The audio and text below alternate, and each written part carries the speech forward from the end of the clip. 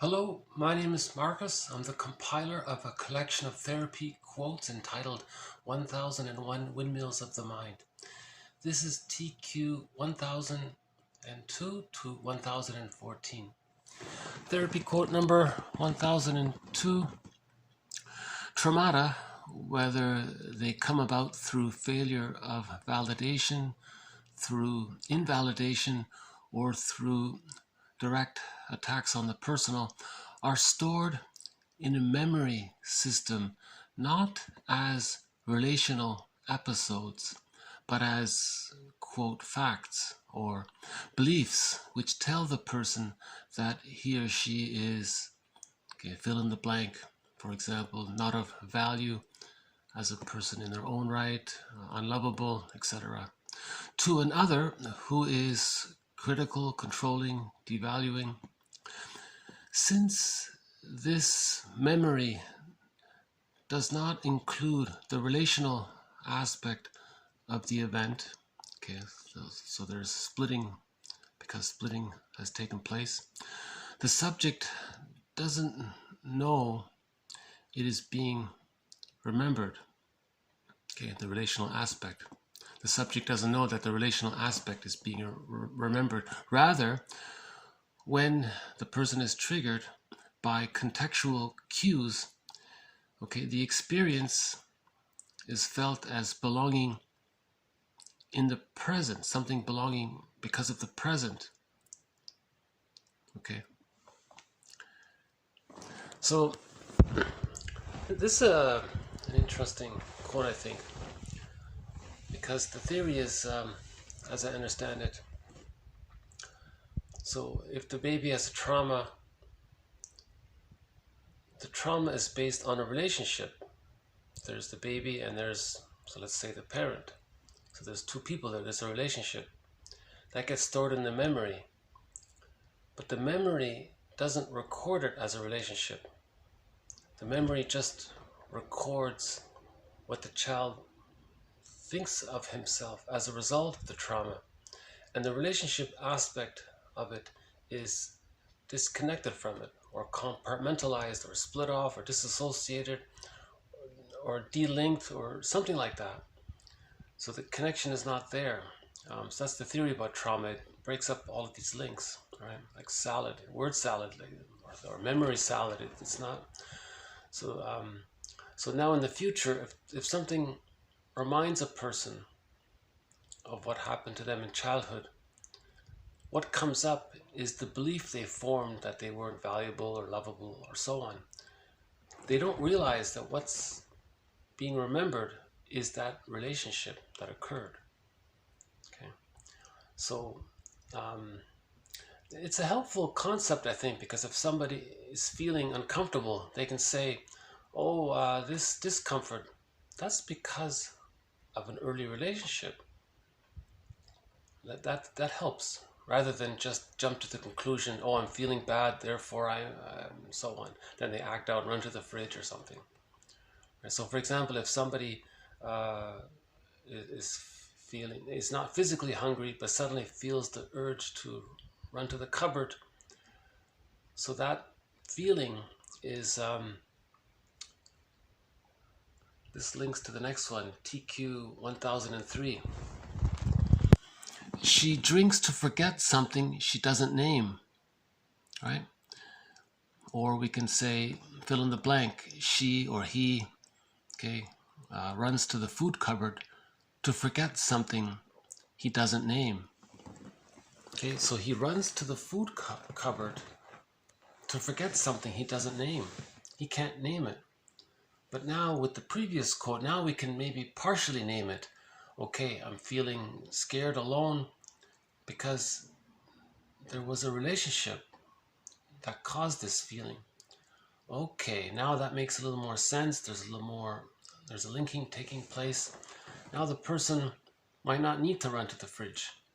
Whereas without the insight of 1002, the person just has the belief he's scared and alone, doesn't know why he runs to the fridge. Right?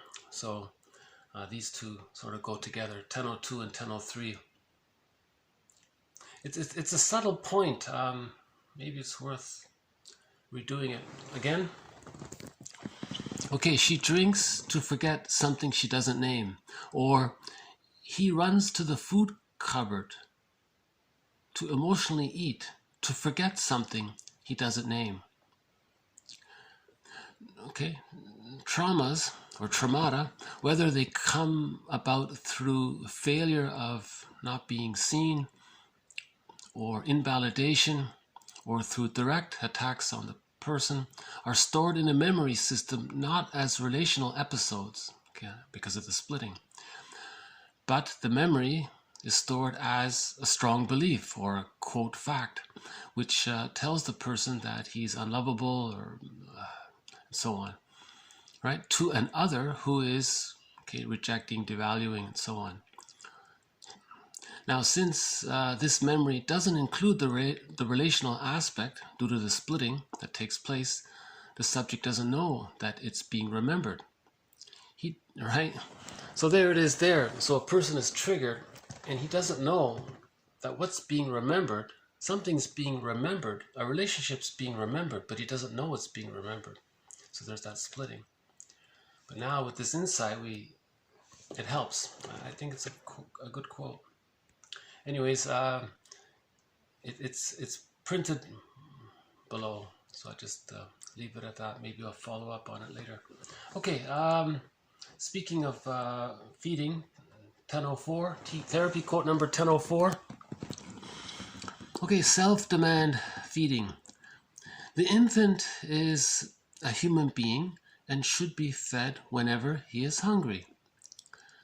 Everything else being equal, the child will cry when hungry and he should be fed. This is opposed to the Spartan attitude, which requires that the infant be fed every 4 hours, regardless of his integrity or dignity. So this continues on one of the threads in the series 1001 Windmills of the Mind. One of the threads is this issue of feeding trauma. So if the baby's hungry and the parent says, no, we must follow this Spartan schedule every 4 hours. So that rejects the child's feelings and he's hurt by that. Right. So if we respect that the baby is a little human being and he's a person in his own right and the baby's hungry, of course we're going to respond to that, not follow some schedule. Right. This links up to another quote that was mentioned before, that if the baby doesn't know that he can ask for something, so the baby was asking to be fed, it got rejected. Now later in life, he doesn't want to ask or make requests. Actually, when posting this quote, I was reminded of the comedy show, The Addams Family. They had some new neighbors move in nearby, and the one guy said, well, let's go over and greet the new neighbors. And the woman, the head of the household, she said, oh no, we can't do that. Why not? And she didn't know. I think it relates to this because the baby had the experience of wanting to make a request, but it never got met. So later on, the person thinks I can't make requests. But so then she would maybe coax the other to approach them, kind of thing. That'd be like the baby trying to get the mother to feed them, kind of thing. So there are consequences if the child is fed on a schedule, right? So it's the big debate, right? Should we respect the baby and feed him when he's hungry, or should we just ignore his needs and follow some kind of Spartan, he calls it here a Spartan schedule, an attitude. So the kid becomes aggressive and so on. So this one here adds to our collection of quotes on this in this area. Okay, okay. Related to it, 1005. Therapy quote number 1005. If a baby is given milk, okay, the mother's breast will be a good object. If the baby is hungry and mother is not there, she will not just be a good but absent mother, but in the baby's experience, she's a bad mother. If things go well enough, part objects will come together and be integrated to form whole objects. The child then perceives and acknowledges others as person in their own right, or as whole persons, or as whole objects. So this issue of splitting is a major theme in this series. The baby can't handle the idea of the mother not feeding the baby. So the baby thinks the mother is somebody else. That's called splitting. When the mother feeds, mother is good. When mother doesn't feed, the baby thinks that's not the mother. The child can't handle that concept. So the child thinks this is some different, strange, frightening person. That's called splitting. Right? So the child doesn't think, oh, this is still my mother. She's just unavailable at the time. That's okay. It's too painful. The child can't, psychologically, his ego isn't developed enough to make that conceptualization. So the simple thing to do is just make the quick judgment. This is mother good, this other person is bad. But this other person is still the mother. But the child is a little bit temporarily deluded in that way. But as mentioned previously, by the age of 3, this gets resolved and the child gets it, that the mother is loving. Sometimes she's not available, it's frustrating, but it's still the one person, rather than this more primitive defense mechanism of thinking there's 2 people. Right?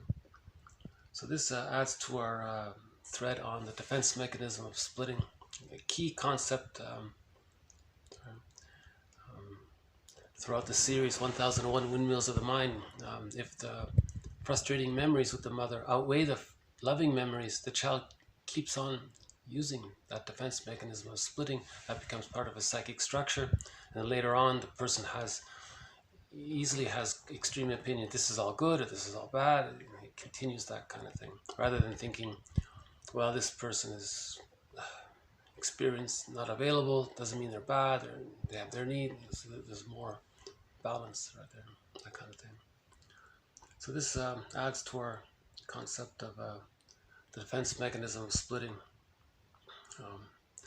A major key concept in this series, I think if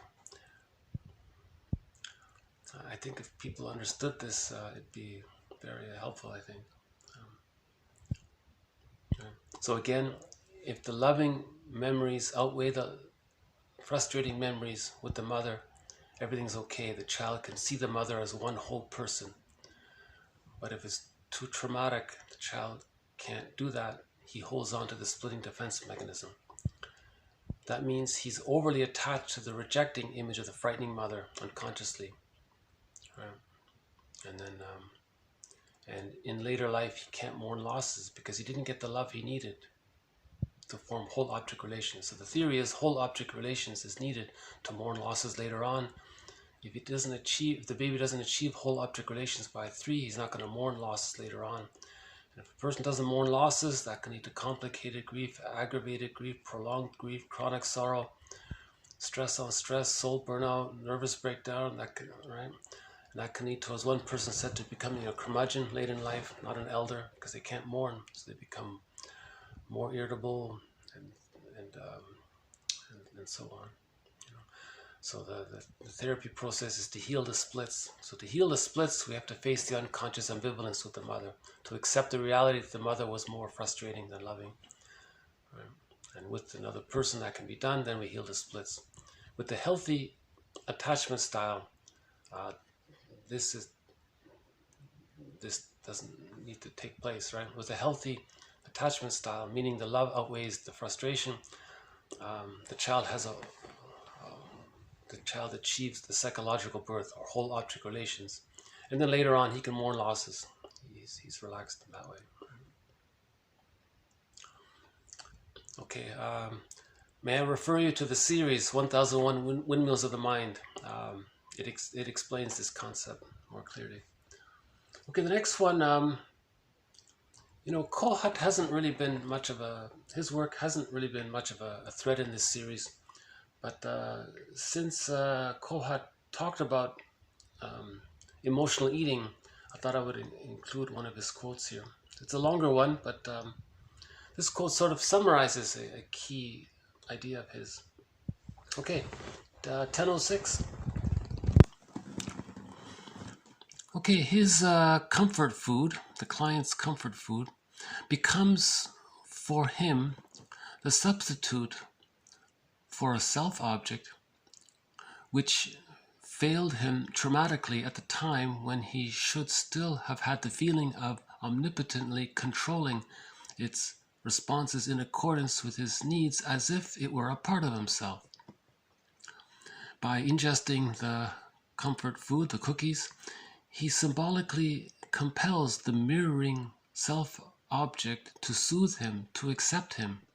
Or he symbolically compels the idealized self-object to submit to his merging into it and thus to his partaking in its magical power. In either case, the consumption of emotional eating food provides him with the self-esteem which he doesn't possess. He supplies for himself the feeling of being accepted and thus of being self-confident. Or he creates the experience of being merged with a source of power that gives him the feeling of being strong and worthwhile. These effects of the comfort food tend to increase his feeling of being alive and loved. This attempt at self-cure provides only fleeting relief. Emotional eating is repeated again and again without producing the cure of the basic psychological malady. The calming or the stimulating effect which the emotional eater obtains from his comfort food is impermanent. Whatever the chemical nature of the comfort food that is employed, however frequently repeated its consumption, however cleverly rationalized or mythologized its ingestion, no psychic structure is built. Okay, so that's the key there at the end. No psychic structure is built. So we've been saying previously that healing is about building psychic structure, or healing psychic structure, building the ego, repairing the ego, healing the internal split representation, healing the fragmented images of self and the other. Okay, so we're correcting the psychic structure. But emotional eating doesn't address psychic structure. It's the repetition compulsion of trying to get the mirroring to be seen, or to try to get the soothing with the mother. So the baby, so the jargon here is, his jargon here is that the mother is the baby's self-object. That the words self and object are put together as one, meaning that from the baby's point of view, the baby is one with the mother, or that the mother is an extension of the baby. So the theory is the baby thinks the mother is actually there to serve him, because the theory is when the baby was in the womb, it was all about him, his needs got all met. He doesn't have the concept of self and other yet. He thinks that's a narcissism, it's all about him. And then shortly after birth, that still continues, right? Because humans come out of the womb too early, the child still continues to think that his mother is sort of like his outer womb. It just continues. So the mother, the breast mother, is still there to serve him, just like his womb life atmosphere was there to serve him. Right? So Kohat often talks about the mother trying to mirror the child, meaning to see the child and respond, be attuned. And during that fusion, in the first few months, the baby is one with this giant mother. So he feels strong and powerful. If he's one with the mother and he thinks he's the mother, that's him, they're blurred there. So he's strong and powerful by the fusion. Now, emotional eating, he may eat something and unconsciously he thinks, well, that's being together with the mother again. He's going to fuse with the mother and be strong again in his unconscious fantasy. Or he's going to be seen by the mother because he feels better after eating the cookies. He feels better. So now the child would feel better if the mother were attuned to his needs, right? That's the basic idea there. But he's saying here it doesn't change psychic structure. So the person can be an emotional eater his whole life. It doesn't change psychic structure. It's just a fleeting relief, he says here. Yeah. Okay, this next one, 1007, is a follow-up to, it's a quick follow-up to a movie that was made a number of years ago called Bob's Enlarged Amygdala. I think that's what it's called. It was a comedy about a guy who had an oversized amygdala, and that's why he was so impulsive and kind of he couldn't see things more realistically. So in that comedy movie, they created a fictional diagnosis for Bob. They said that he had EAS, enlarged amygdala syndrome. And in the comedy, he went through an operation. He shrunk his amygdala, and then he became reasonable and calm. And you see, with the enlarged amygdala, he was prejudicial and all those negative qualities. Right? So now it turns out this quote here says, I thought it was just a joke, that the amygdala becoming enlarged. But this quote here says that it actually does literally happen. TQ 1007. Stress can increase the size of the amygdala, which can make the brain more receptive to stress. I don't have the source there. I'll follow up on this. So apparently, if the baby is stressed out from not being fed by the Spartan attitude of the mother following a schedule, the baby's amygdala will be enlarged. That means he's more receptive to stress. That's stress on stress. Now you got all the cortisol, and that shuts down the thinking side of the brain, because if the child is in constant stress mode, that's just survival mode, flight, or freeze. It's all he's mainly thinking. That means he's not going to learn well in school. Maybe he can't really calm down and think about things. He's always hyper vigilant, hyper alert, those kinds of things. So that's just a follow-up to that movie. A very good movie. I think it's called Bob's Enlarged Brain or something. Bob's Enlarged Amygdala. I may have gotten that wrong. But if you look up Bob's Amygdala comedy movie, you should find it. Okay, yeah, that's a very good movie. That should win an award for something.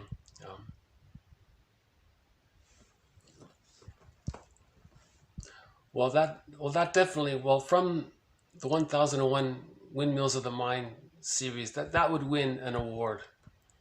That would win a Golden Windmill Award for one of the best comedy films on teaching about psychology. Okay, we have the next one's from Bromberg. I mentioned in the series, Bromberg wrote 3 books on disassociation. So those books are very highly recommended, all 3 of them. His 3rd one in particular is he became famous for that 3rd one called The Shadow of the Tsunami. He calls trauma an emotional tsunami, and the after effects of it, he calls it the shadow. And there are dozens and dozens of phrases that describe what happens to a person when there's trauma. It's very interesting. This quote, 1008. For those with a background of chronic relational trauma, disassociation can become a structure and way of life, not just a mental process to deal with stress or overstimulation. That's something to think about, because so disassociation means so first the stress is there, the baby can't run away, the baby can't shield himself. So the final option is he flights in mind. He disassociates. Right?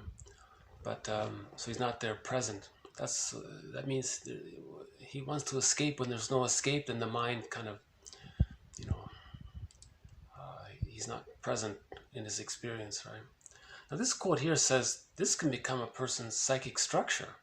The person kind of lives in this slightly disassociated state, which is interesting. And it's not just like a temporary thing. He says it can become a fixed thing, kind of thing. That's something to think about.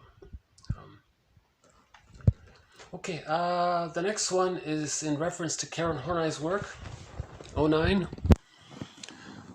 The idealized image produces neurotic pride, from which we make neurotic claims backed by what Horney calls the tyranny of the should. All of these protect one from hidden self-hate or shame. Okay, and that's why we have the idealized image, the neurotic pride, the neurotic claims, and all of these shoulds, or the inner critic. So this is one of Karen Horney's points. She says if the child isn't loved, to compensate, he creates a fantasized image of himself as being wonderful. So that's the idealized image. Now to preserve this idealized image, there's a certain pride to it. She calls it neurotic pride. And with this neurotic pride, she says there are neurotic claims. So all this entitlement. And all of this is a defense mechanism against the pain of not being loved, which she calls here the self-hate or the self-shame for not being loved. Again, if the baby's not loved, he's going to feel that shame. Right? Yeah, that hasn't really been a thread in this series, shame specifically, but it does sometimes come up. This next one I think is interesting, from Lucy Holmes, 1010. A woman learns how she was treated as a baby by watching how her mother handles her mother's grandchild, the mother's child, right? Thereby healing intergenerational trauma. So the story was, so the young mother has a child. The mother went to visit her mother, and then she said, "Hey, Ma, can you watch the baby, my baby, your grandchild, while I go out for a few hours or something?" The grandmother says, "Fine."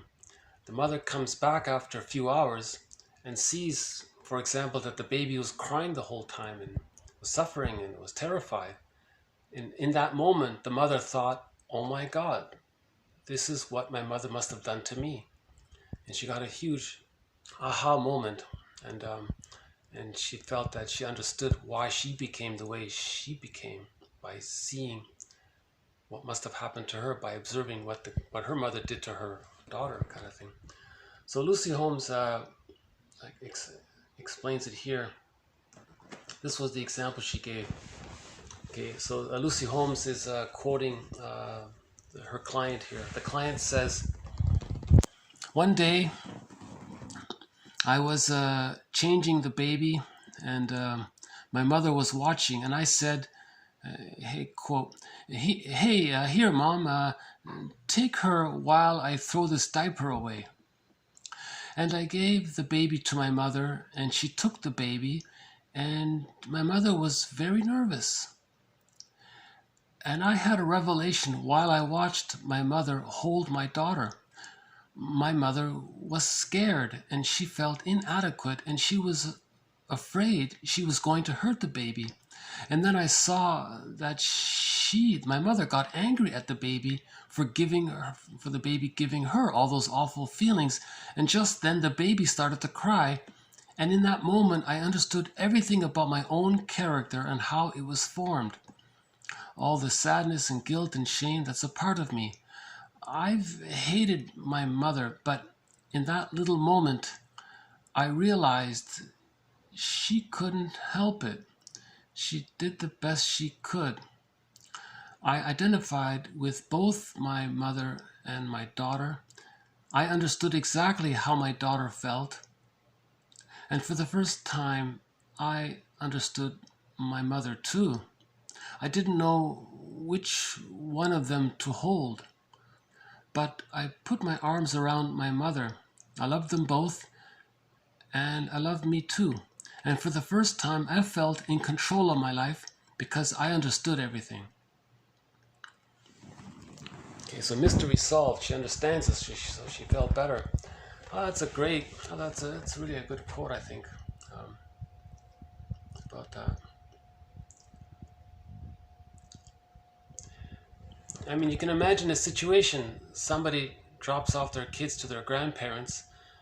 Let's say they go on a holiday for a couple of days and they come back to find out that the kids were terrified during the whole time they were away. That would make it even more clear, wouldn't it, right?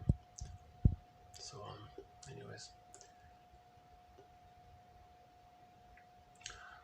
Yeah, Lucy Holmes, we have she has a very good book called Wrestling with Destiny. Highly recommend, about the repetition compulsion. So we have a few quotes of hers. You know, she writes in a very humorous, direct way. She's fun to read, her work. Okay, one author here offers a super shortcut to his concept of the therapy process. He says, forget about all the jargon, forget about all the theories, just focus on this one little thing. He says, a guy named Helmut Kaiser reconceptualized the core psychotherapeutic task with a far more generalized notion that the basic symptom in psychological disorders is duplicity in communication. He says that's it. Just help the person to say what they mean and mean what they say. Just to focus on that. Forget about all the theories that got to the person, that got to why the person is duplicitous in his communication, why he's so resistant to free associate, or why he's afraid to. Just focus on the duplicity in the communication. That was interesting, right? So I'm glad to include this quote because Helmut Kaiser doesn't get much recognition. Right? And this quote was made by Karen Horney's daughter, right? Marianne Eckhart. Right? Okay, the next one's on forgiveness. 1012, therapy quote number 1012. Forgiveness means I need to do some of my internal work, and that is the adult I've become as a result of the abuse I suffered as a child and the pressures I put on myself, and I had to forgive that child. That's a great little quote, I think, from Susan Aglu-Kark, a singer. A wonderful singer, by the way. She sings in a beautiful language called Inuktitut, a very nice language. She was interviewed regarding her latest single called Forgiveness. And she says, so can you talk about the song you just came out? That was in 2021. I said, oh yeah, forgiveness. It's not just about, she said, the forgiveness she's referring to is about self-forgiveness. So yes, a person can experience the harm, but what happens is the person then does to themselves what was done to them. So the first thing to do is to forgive yourself for what you did to yourself. That's what she's talking about. Right? Again, forgiveness means I need to do some of my internal work, and that is the adult I've become as a result of the abuse I suffered as a child and the pressures I've put on myself, and I had to forgive that child. Okay, so she had to forgive herself for what she did to herself. she didn't cause the original reason for why it happened, but she had to first focus on all those years she may have been criticizing herself. An interesting one.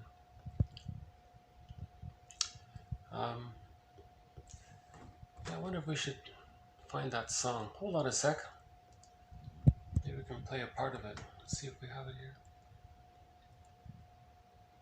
Might take me a minute to find it, but hold on a sec. I'll see if I can dig it up. I have a slow connection, so it might take a minute. So hang on. And she said that she produces her music independently. Oh yeah, here it is. Here it is.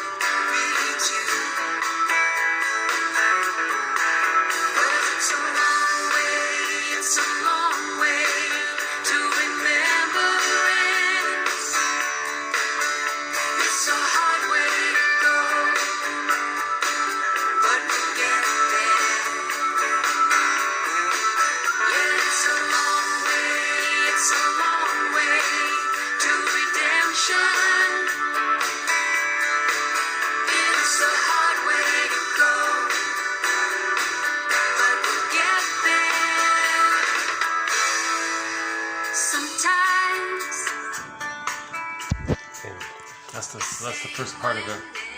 It's a good little song. Hope it becomes a hit. And she's talking about the personal forgiveness inwardly, right? And just focus on that. Forget about forgiving the original. Forget about forgiving the parents. First, forgive yourself. Give yourself self-compassion. So she's approaching it from that perspective. Okay, we got a couple of more quotes here. Two more. Okay. Oscar Wilde, remember him? Okay. Okay, one's real life is often the life that one doesn't lead. The client enters therapy with an existential query. In order to change, will I become a person that I do not know well enough to be? In order to change, will I become a person that I do not know well enough to be? I thought that was interesting. So it's an existential question. Who am I? Am I going to become a person that I don't even know who it is? I'm supposed to become this other new... So what is... So in other words, we don't know how we would have turned out if we got enough love in childhood. What would the healthy version of us be now? And we're going to be that healthy version? We don't know it, right? So it's an existential question, she says. Okay, we'll end on one recent quote from Brunning. That's one of the threads in this series, the work of Loretta Brunning. She talks about, she approaches psychology more from the zoo, from the zoo perspective. I think she works in a zoo or something. Her main idea is that when a person has a goal, the goal is to it can help a person raise their status. It can make them feel more safe. So the pursuit of that goal, that excitement in anticipation of getting that goal, that's called dopamine. So dopamine is you feel excited with the thought that when you get the prize, whatever it is, then you feel safer from the mammalian brain's point of view. So she's talking about it from the zoo, right? So when the mammal gets the food, they feel safe. Now she says that when a person gets the prize, then the brain, the mammalian part of the brain, sends the person serotonin. That's the I'm safe chemical. Then the person feels comforted and soothed, right? And she says that when people are connected with others, they feel safe. That's oxytocin, the love chemical.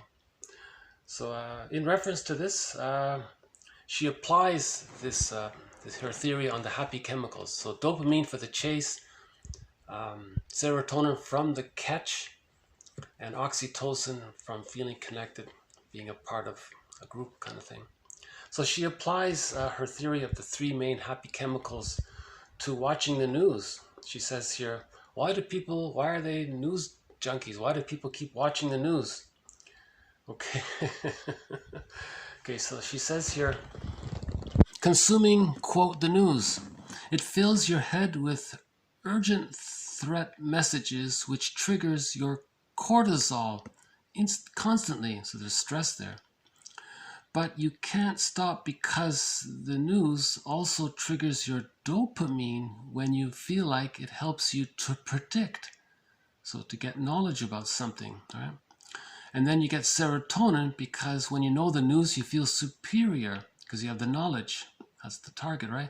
And then you have oxytocin when you feel protected by others because you're connected to others. So because of this, because of all this, you then watch more news. Okay. So it's a bit of a cycle there.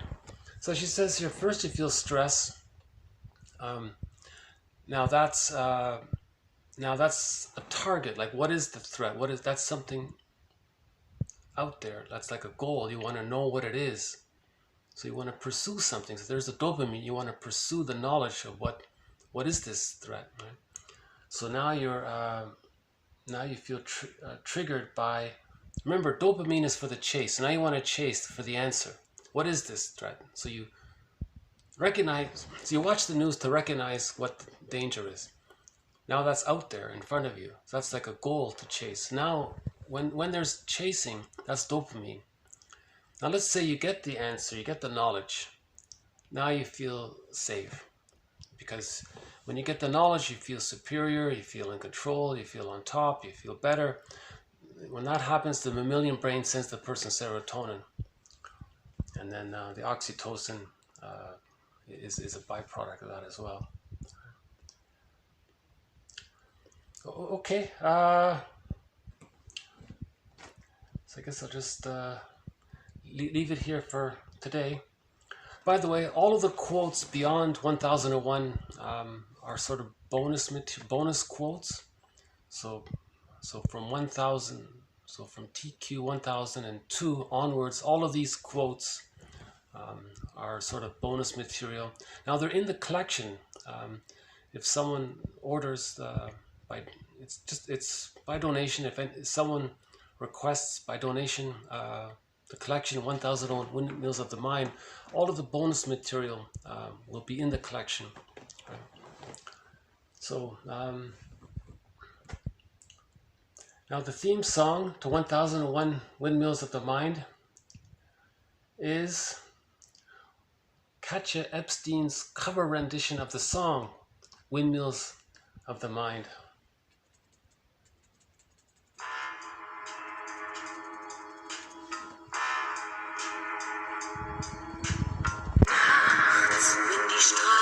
Plötzlich still sind, wenn die Stadt auf einmal schweigt, wenn aus steinernen Kaminen stumm der Mond zum Himmel steigt, wenn es hier in meinem Zimmer leer und einsam wird um mich, suche ich in den dunklen Schatten die Erinnerung an dich und ich fühle wie ein Augenblick zur Ewigkeit gerinnt, wenn das Spinnrad meiner Träume längst zerrissene Fäden spinnt und sich leis zu drehen beginnt, wie sich Mühlen drehen im Wind.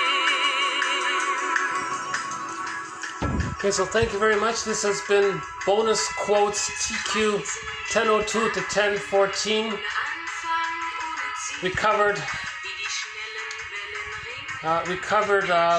the idea from Meares that when we're triggered by something, all that we're aware of is the pain related to the false belief we created at the time of the original trauma. We forget that the reason for this bad feeling is because of a relationship gone awry. If we can recall that the bad feeling is connected to a relationship, if we can just bring that aspect of the trauma in mind, oh, this is because of a relationship that happened. I think that's a helpful thought. I find that a little bit helpful for myself to have that thought. This came from a relationship, and then that's why then I don't need to run to the food cupboard, right? I can this bad feeling was caused by a relationship. Oh, okay, I get it now, and I calm down myself. I think Rosanna Deerchild is very eloquent. She says, quote, "She drinks to forget something she doesn't name. She drinks to forget something she doesn't name." Instead of saying she drinks to forget something she can't name, she says she drinks to forget something she doesn't name. I mean, she could name it, right? If she could talk about it, she'll name it, but she doesn't name it. So in other words, she's saying if you name it, then you can, if you name the relationship aspect of it, right? Rosanna Deerchild was a host of a program, and a wonderful, there was a show called Unreserved.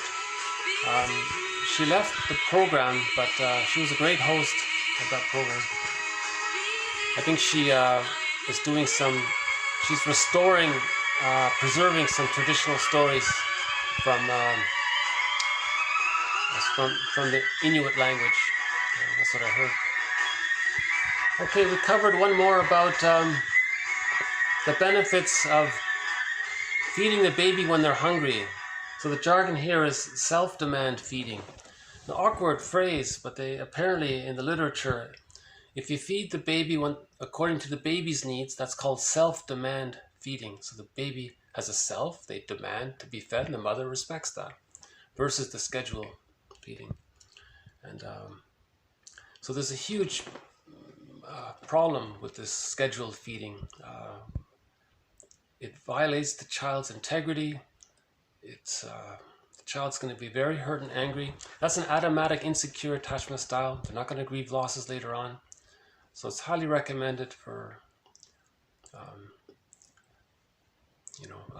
mothers to feed according to the baby's schedule, not some arbitrary schedule based on thousands of years in the past or something. Or however it came about. It's bizarre. Whoever thought of that. It's unnatural. Right? Anyways.